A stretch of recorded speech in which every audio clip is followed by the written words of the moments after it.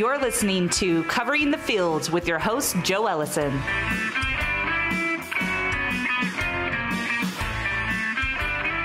Hello, sports fans. Welcome to Covering the Field, the weekly program that analyzes all sports, handicaps them, and makes and reviews predictions. I'm your host, Joe Ellison, and today we'll talk about the NFL, the NBA, Major League Baseball, the Olympics, and our You Got Hosed segment. We'd like to remind you listeners to email us at coveringthefield@gmail.com. Please give us your feedback and tell us your You Got Hosed moments. But first up this week, we'd like to talk about some football with our sports expert, Charles O'Loughlin. How's it going today, Charles? Excellent, Joe. How are you doing today? I'm doing better than some important NFL players, I know that.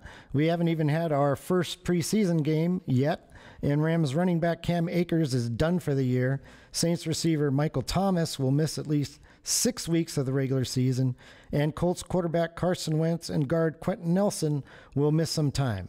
So, Charles, in your opinion, which injury hurts the worst, and what's your new outlook for these teams in 2021? They all hurt him pretty bad, Joe, but I would have to go with the biggest injury being Cam Akers. When you have a bell cow running back and running the ball is very important to your philosophy of what they're doing out there in L.A., it really is a big bummer to lose such a good running back. I also think it's big for the Colts, too, because when you lose a great guard, possibly the best guard in the NFL, and a quarterback who you were, basing your season on, that's why you made the trade, they both go down with the same injury. That's kind of freakish. That hurts you as well, too. But I'd watch out for them in the future market, because if they come out and lose a couple games, their future market will go down. So, that might be a place to grab them, because they'll get all their players back in the middle of the season. They still got a nasty running game. And when Quentin Nelson comes back, that offensive line is one of the best in the NFL, and that defense is still nasty. So watch out for them.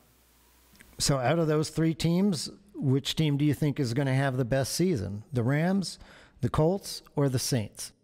I would have to go the Colts just because of the vision. The Rams are going to, go play the Cardinals, the Hawks, and the Niners, twice in the season. And then you got the Saints, who are going to have shootouts with the Atlanta Falcons, the Tampa Bay Buccaneers. The Carolina Panthers got a lot better this offseason. So the Colts are in the worst division. So, yeah, the Colts. Okay, well, so the preseason does start tomorrow with the Hall of Fame game. And this year, Dallas and Pittsburgh are playing. The Steelers are favored by 2, and the over-under is 33. Charles, are you betting on the game? I am not. I stay away from preseasons, especially when top quarterbacks are probably not going to be playing. This is definitely where you're just kind of going through the motions. So I don't really have a gauge on the game. Well, backup quarterbacks being in the game is kind of one of my angles. You look at the most recent final scores, and usually quarterbacks aren't going to play, the starting ones. 2019, the score was 14-10. 2018, the final was 17-16. In 2017, it was 2018. In 2015, we saw a 14-3 game, and in 2014, it ended up 17-13. In 2016 and 20, there was no game. So only one of the last 5 Hall of Fame games that was played has gone over 33 points. So my bet is on the under 33 points total. Charles, you are also our resident basketball expert, and the NBA draft was last week. Which picks caught your eye? I really like what the Detroit Pistons have going on up there. They went with Cade Cunningham, that first pick, which I thought was great. He has a lot of potential in him. And then they also went with Isaiah Livers, coming out of Michigan. Great senior, led the team multiple years to a top 25 finish. Has got the experience. I think that's really big. And they also went after center Luka Garza out of Iowa, who's also, his team finished in the top 25, a senior as well. They're getting players that are developed, which I think in the NBA is one of the most important things is player development. A lot of players come into the league when they're not ready. So they have a young team out there. They're doing really good. I'm really excited to see what they can do. Well, my Lakers made a big splash in their quest for a 17th World Championship. And Charles, I've got to hand it to you for predicting this 2 weeks ago. They traded with Washington to get guard Russell Westbrook, which I didn't see happening.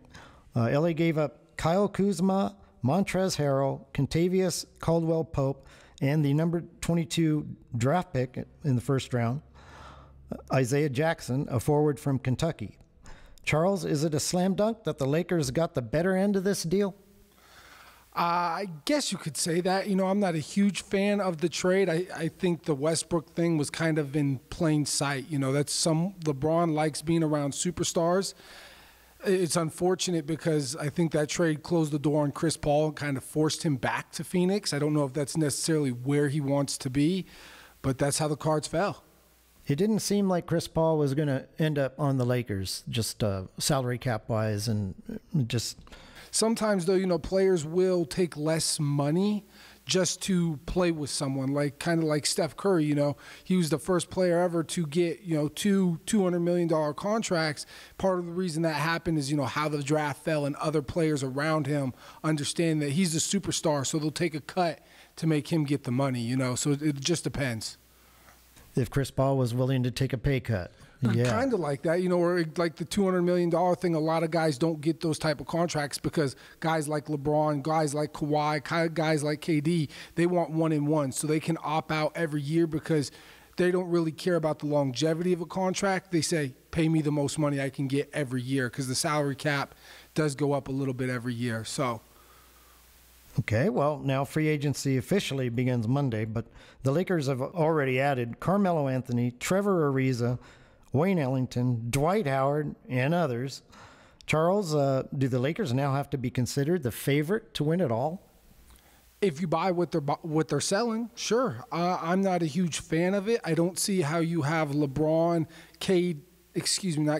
AD, and Westbrook all on the floor at the same time. Dwight's going to get in the way of AD sometimes because he doesn't have much of a mid-range game, so the hole's going to be clogged. What are you going to do with Westbrook? Are you going to put him at 2, have LeBron run the 1? Because as we've seen in history, Westbrook doesn't pass the basketball. And you may say, well, he's a triple-double, averaged a triple-double 2 seasons. Yeah, but that's when he was with OKC and he had nobody. So when you drive into the paint, which there you go, now you have AD and Dwight Howard blocking up the paint. He can't drive that. It's going to be hard for them to put something together because they also went and got a guy that went to Georgetown, ended up transferring a couple years ago to Texas Tech. His name's Mac McClung. Really good player, but plays just like Westbrook, kind of a ball hog. So you have to see what they're going to put on the floor. It's going to be hard. So, Charles, have there been other free agent signings we should be paying attention to? Yeah, I really like what Miami's got going on. They signed Duncan Robinson, Jimmy Butler's coming back, Markieff Morris, got Kyle Lowry, Tyler Hero's still there, Jimmy Butler's there. They're going to have a really good squad. And, that's something if you're in the future market, if I'm not mistaken, they're 30 or 40 to 1 right now. So that's a really good pin if you can get some money on them. So I was thinking, Charles, shouldn't the NBA be like the NFL and have their free agency before the draft? Which way do you think works better? I guess you could say that. There's not as much movement in the NBA as there is in the NFL. Like I said a few weeks ago, good players don't bounce around the league like that. So you're not going to be able to really get a player that you can build your team around in free agency. And if you do, there's a lot of talk before everything actually goes down, So I think it's fine how it is right now. Don't fix what's not broken.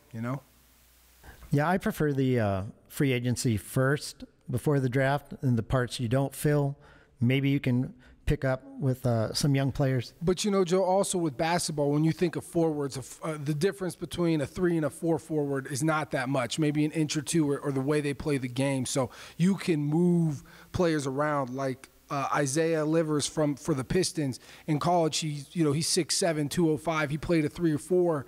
I don't know if he's going to be big enough to play a 4 in the NBA, so you could stretch him to a 3-2. Have him as a shooting guard or a shooting forward. It just depends how you run your system. It's not like football where there's designated positions, you know. It's a different game. Well, that makes a lot of sense. Finally, Charles, we've been following the drama of the United States men's Olympic basketball team. We finished in 7th place in the 2019 World Cup, but in the Olympics, the U.S. is a 3-time defending champion, with our previous loss being in Athens in 2004. Last week, the U.S. was looking shaky and had just lost to France in the preliminary round. How do they look now that they've reached the semifinal round and play Australia? They're looking better, you know, looking more of a team, playing smoother. Do you have any prediction on this game?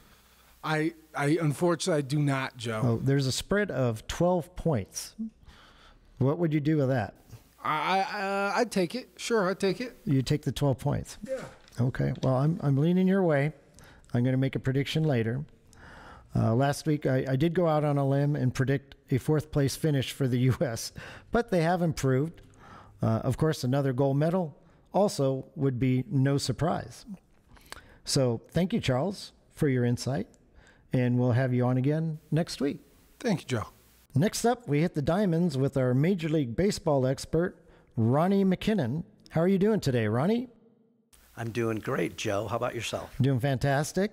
So last week was crazy with the non-waiver trade deadline, as there were over 30 trades involving almost 90 players. Ronnie, which teams were the big winners and why come deadline time? Well, Joe, the Dodgers actually getting Scherzer and Trey Turner. Of course, they gave up a couple really good AAA guys in Keibert Ruiz and Josiah Gray. But like a lot of the trades, most of all these people came from, players came from Washington and Chicago Cubs. But they did get some good people in return on all the trades. Who else did really well at the trade deadline? Giants got Chris Bryant from the Cubs for a couple of minor leaguers. Let's say Javier Baez went to the Mets from the Cubs. Craig Kimbrell, that was a big one, the relief pitcher going to the White Sox, also from the Cubs. Well, my A's got Starling Marte, outfielder from Miami. What do you think about that pickup? They did, and they actually, the player that they got, a pitcher, Jesus Luzardo, actually has been struggling in AAA. He also just coming back from like the first week of May from breaking his right hand playing a video game, his thumb on his throwing hand. So the A's did real well with that trade. And there was one other team, the Yankees, getting Anthony Rizzo and Joey Gallo. What did you think about those two pickups? Yeah, those were good pickups. They didn't give up a lot. The Gallo trade actually happened several days before the deadline, but that was a big pickup from getting him from Texas. So Seattle was contending for a wild card, and they traded their closer to Houston, Kendall Graveman. Did that seem a little crazy to you? Well, nothing really surprises me. I think they're still I don't think they're giving up, but it was a little bit surprising. But these things happen at the trade deadline. Do you think some teams should have but failed to improve their lineups? Certain ones that you thought, why didn't they do something? Well, Atlanta is still, even after what happened with them, and I think losing Acuna Jr. for the rest of the year, that's big. But they're still in it, and I thought maybe they'd do something else, but that was a little bit surprising. Otherwise, I don't really think anything was really shocking. Well, I was thinking your team, the Dodgers, kind of needed a closer. Kenley Jansen has been getting booed off the field lately. Yes. They did not go get another closer. Right. Well, they were in the talk with Kimbrell, and he ended up going to the White Sox. Getting Scherzer was big, and also getting Trey Turner was big. But yeah, Jansen has been struggling. The last time, I think he blew 3 saves in a row, and then the last time he was out, he got the first guy out and then loaded the bases with walks, which drive me crazy for any reliever with the walks, and 1 hit, and then he got out of it. But it was like really close again. So yeah, I'm concerned about that for the Dodgers on the closer situation. Blake Treinen does a really good job as a setup guy. I think they should have used him. They could use him maybe 2 innings instead of just 1. Like last night, he pitched 1 good inning, and the guy they brought in, Gonzalez, he choked again, and he's done that a lot lately, and all of a sudden it was 3-0. So. So yeah, any Dodger fan should be concerned about the closer role. And the other team that we talked about being in the Scherzer sweepstakes was San Diego. They did get a second baseman, all-star Adam Frazier from Pittsburgh, but they needed a starting pitcher, and they didn't get one. Is San Diego in trouble? No, I don't think so. They still got some good pitchers. They hit really well. They play defense really well. Yeah, I think they're still going to be all the way to the end with the Dodgers and the Giants. So Ronnie, I remember there being a waiver trade deadline on August 31st. What was the difference between the 2 deadlines? I can't even remember anymore. And why is there only one now? Well, yeah, it used to be August 31st. Now it's July 31st. They did it Friday the 30th as to not fall on a weekend, because most all teams will play in the afternoon, and they didn't want a player traded while he was in the middle of a game with another team. So the other thing is the trade deadline used to be August 31st, and they did change that because they actually did it in 2019 because of players traded at that time would not be eligible to play in the playoffs. So now it's always going to be July 31st, and trying not to do it on a Saturday or a Sunday when a lot of teams are playing in the afternoon. So you're an old school baseball guy, I'm thinking, from what our conversations. Last year, the designated hitter rule was applied in both American and National Leagues. This season, we're back to having pitchers bat in the National League. Which style of play are you in favor of, if I don't already know? Yeah, traditional baseball with the pitcher batting. That's what a real baseball, that's the way it should be, as far as I'm concerned. The DH makes it exciting. It makes for more home runs, more runs, and that's what baseball thinks that all the people want. And so that's why they've done it, and they might do it end up doing it in the NL. I'm kind of in favor of as much scoring as possible. I like the DH personally, but I'm not an old school guy. Thanks, Joe, Sorry. for that old school. But anyway, let's see. Games, double headers are only lasting 7 innings. What's the reasoning behind that? Are you in favor of that? No, I don't like that at all. They've done it this year, and I just don't. It's again not traditional baseball. And as far as I know, they're not going to continue that. No, they're not going to do that next year. Yes, and I think that's the way it should be. So just go back to 9 innings, doubleheader or not. You must really like the next one I'm going to bring up. When you go to extra innings, you start each half inning with a runner on second base. The longest game I've seen so far this year is about 12 innings. I guess they want to shorten the games. Why did the league make this rule?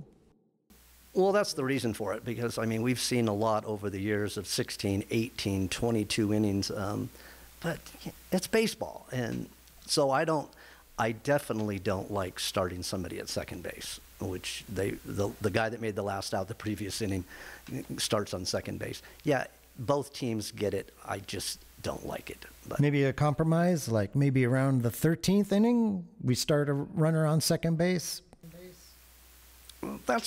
Sure, that's a possibility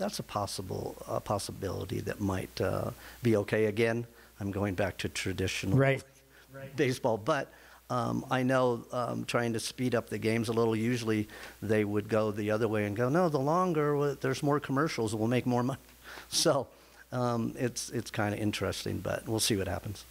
There have been 7 no-hitters thrown this year. The record is 8, all the way back in 1884. Why have there been so many no-hitters this season? Well, it's not just the hitting that's good. The pitching is really good and has gotten better. So, yeah, there was one thrown against the Dodgers. Actually, there was 4 pitchers in that game to get the no-hitter, with the Cubs winning. And then there was the other 6, actually. There was 3 teams. I think it was Cleveland, Texas, and Seattle, I believe. Each got shut out twice for the other 6, for the 7 total.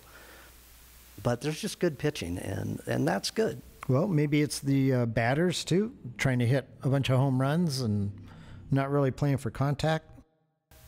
No, I don't think so. There's still a lot of good contact hitters, and sure, there's the really good hitters don't really try to hit home runs, but they'll happen with good contact, and so I don't think. Do you think they've changed the baseball itself to make it? Oh, the actual ball?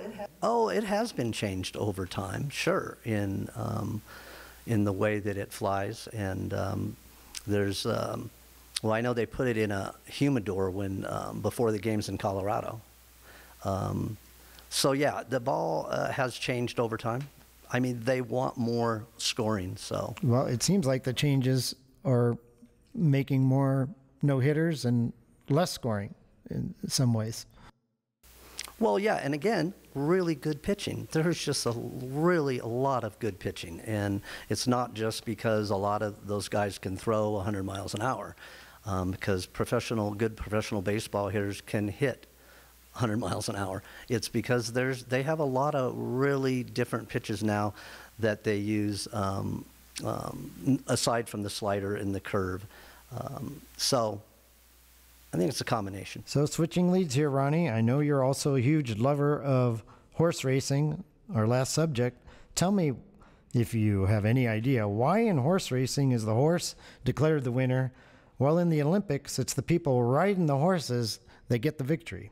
Well, I did do a little research on that equestrian, and what happens is that the rider of the horse in the equestrian actually, the horse goes through different things, trotting and walking and jumping, and whereas in traditional horse racing you have a jockey that still requires a lot of skill, because they're about 5'1" and about 110 pounds, and the horse is about 1,200 pounds. So, but it's just racing, and so it just requires more skill from the riders in equestrian.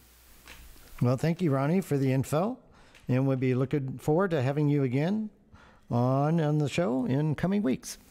Thanks, Joe, for having me. Our final subject for today is the Summer Olympics, which are winding down and end Sunday. So it is time to introduce our Olympics expert, Gator Gates. How are things going today, Gator? Oh, I'm doing great, Joe. Thank you for asking. Gator, if you're a lot like me, you've watched a ton of Olympic coverage. What stories or events have caught your attention? Well, a few of them have really caught my attention was the Germans. One of the sporting directors of German cycling was told to return to Germany after being caught on camera making racist remarks. And he said it twice. He said, "Get that camel driver."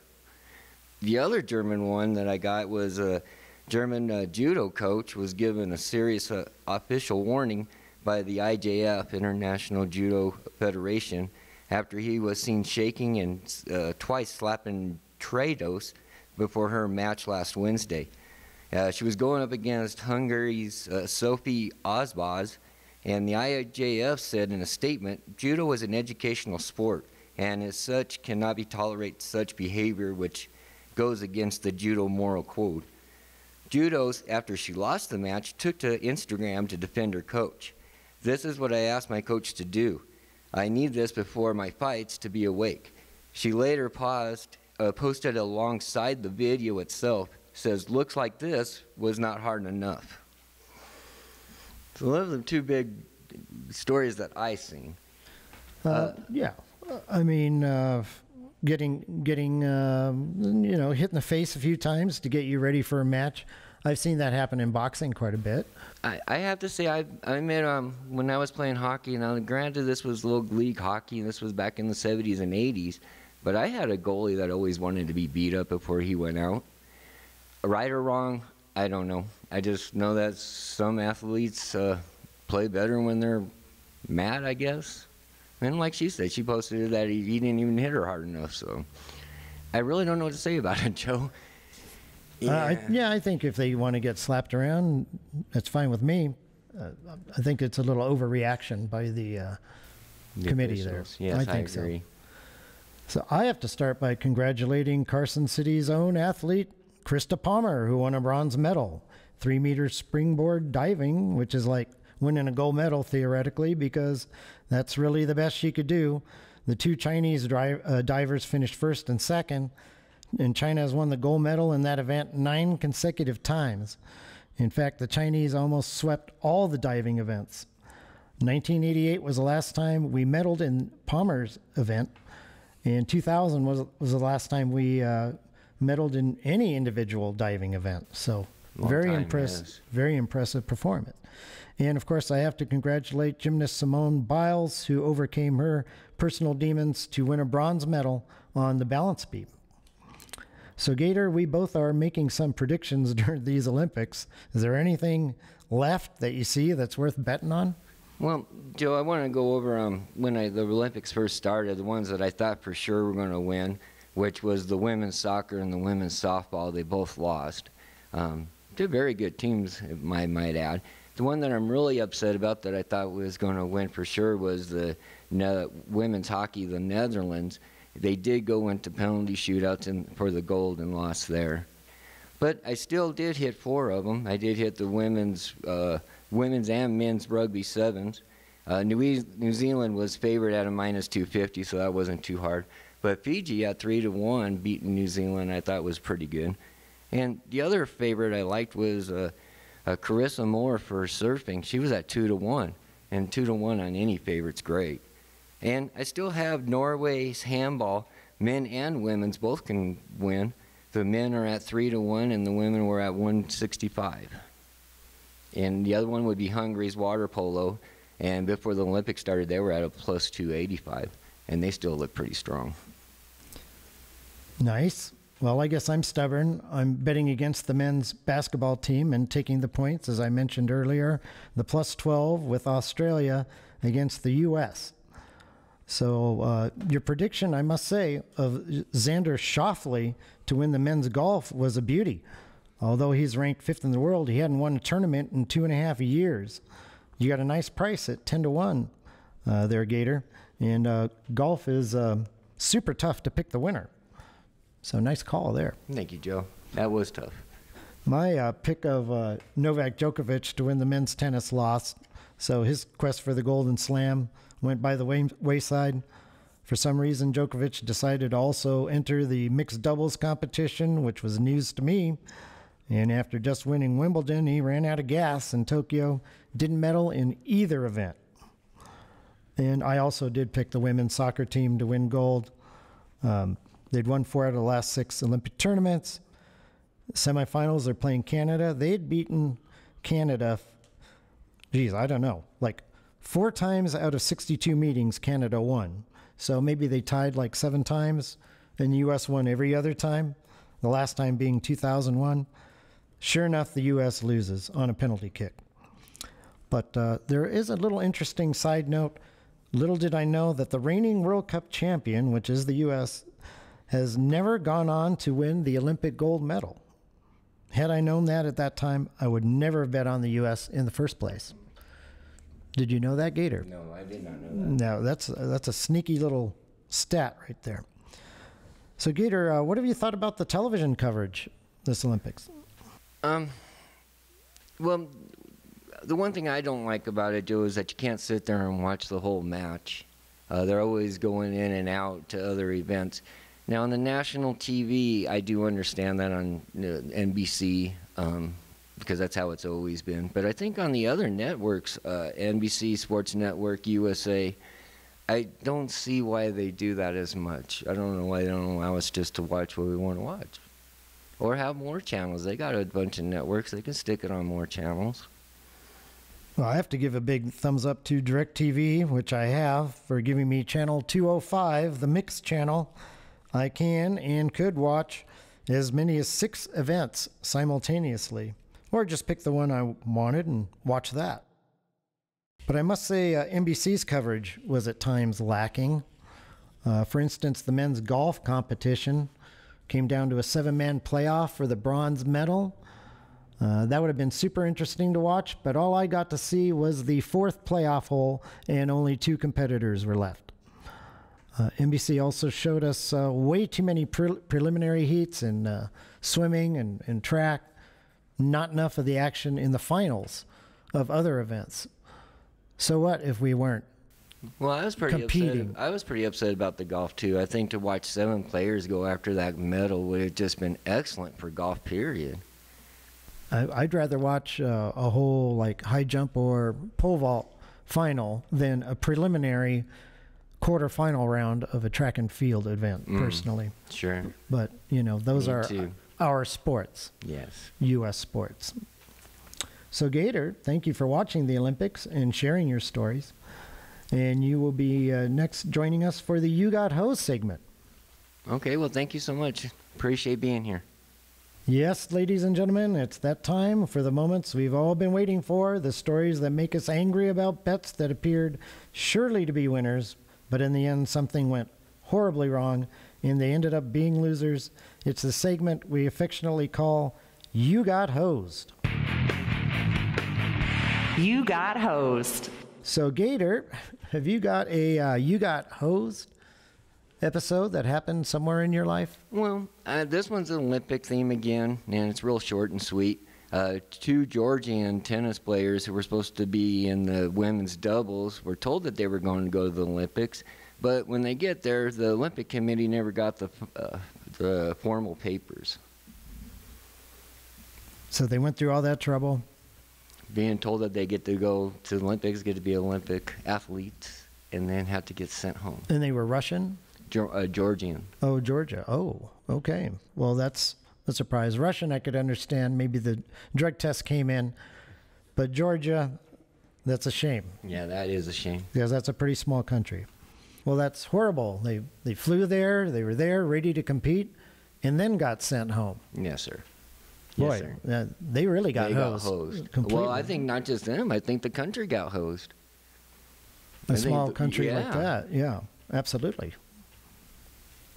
Well, until yesterday, I thought, like last week, I'd have to go to the Wayback Machine to find a story about how I got hosed. But then came the United States-Spain men's basketball game yesterday. Of course, I took Spain plus the 12.5 points, and after blowing a 10-point first-half lead, Spain was down 12 with about 25 seconds left. Spain goes down the court. U.S. steals the ball. With 20 seconds left, U.S. has no reason to score. The game's over. 24-second clock. But no, they flip the ball ahead to Kevin Durant, who's alone, and he dunks it. Okay, Spain still covers the spread if they score. They pass the ball to the three-point circle, and the guy with the ball doesn't even shoot it. He just dribbles out the clock. They quit.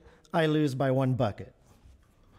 I felt I got pretty much hosed on that end of that game. Yeah. I would say you got hosed, Joe, but it seems to happen. Well, I'm not sure about basketball, but it seems to happen a lot in other sports as well, where you just need 1 point, and they kneel down, or they just something all the time. Kneeling down in football, I can understand that. But the U.S. scoring when they didn't need to, they already had the game in hand, and then Spain decides, oh, we're not going to try to score? Yeah, you got hosed. Why did they just straight up quit? So, Charles, did you have something to say about my You Got Hosed segment? Yeah, Joe, I just want to say that's karma for all the crap that you talk about Kevin Durant. This is one of the best players in the league, one of the all-time greats, I think, when it's all said and done, the way he handles the ball, can shoot. And maybe, you know what? Maybe he did that because some miraculous way he's one of our listeners and heard all the smack you talk about him. So, hey, KD, if you hear me, thank you. Now, Charles, I don't dispute the fact Kevin Durant's a great player. He's a fantastic player. Absolutely. One of the best walk the hardwood. What I don't like about him is the fact that the way he set up that New Jersey Nets team, it's like he loses, actually the Golden State Warriors is where it started. He loses Game 7 at Oklahoma City to the Warriors, and then he decides to go to the Warriors. That would be no different to me than Larry Bird losing to the Lakers and deciding the next year, I'm going to go play for the Lakers. I understand that, Joe, but at the end of the day, there's also personal decisions and things that go on behind closed doors that we aren't there for. So I can't blame him for that, So that's where I stand. But yeah, just good job, KD. Happy for him. We've done our two choices for our You Got host. Our producer is now going to decide the winner of our You Got host segment, and he's tabulating, and he's ready now. Thanks, Joe. Well, I'm going to have to say that the country of Georgia and those two Olympians, yeah, that's a pretty bad one. Somebody messed up somewhere along the way, and sorry for those two Olympians, and sorry for couldn't represent your country. Good digging up there, Gator. You Got host. So that's it for this week. I'd like to thank my guests, Charles O'Loughlin, Ronnie McKinnon, Gator Gates, and our producer, our engineer, our editor, and everyone for listening. We'd like to remind you, listeners, to email us at coveringthefield@gmail.com. Give us your feedback, your You Got Hose moments, and any other comments you'd like to give us. Hopefully you all enjoyed the show, and you'll hear us again next week on another episode of Covering the Field. You've been listening to Covering the Field, a CM World Services and Lesage production.